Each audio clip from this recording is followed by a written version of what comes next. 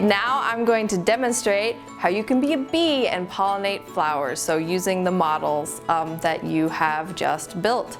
So we are going to start with the cherry flowers. So here we have pictures showing all the parts of what a real cherry flower looks like, and you can see how they correspond to our model parts.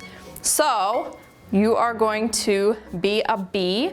When a bee visits a flower, it gets into the flower and touches all the flower parts. And so you're gonna take your sticky side of your spoon and just put it right onto the anthers and pick up pollen. Now bees are also, remember, trying to get that nectar, so you also want to get in there and pick up some nectar. Now when the bees get in there, they're touching all the parts, they're trying to get the pollen and the nectar, but they're also touching here the top, the stigma. And when they do, they'll leave some pollen behind on that sticky stigma.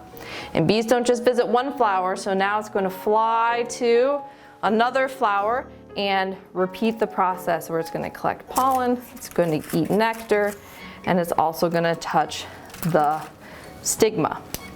And then the bee is going to fly home to its nest and use the pollen and nectar to feed its babies as well.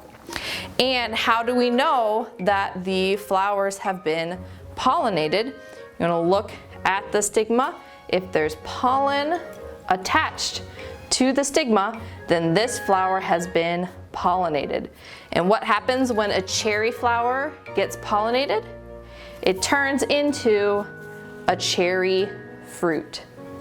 So the bees are very important for getting fruits and vegetables that we eat pollinated.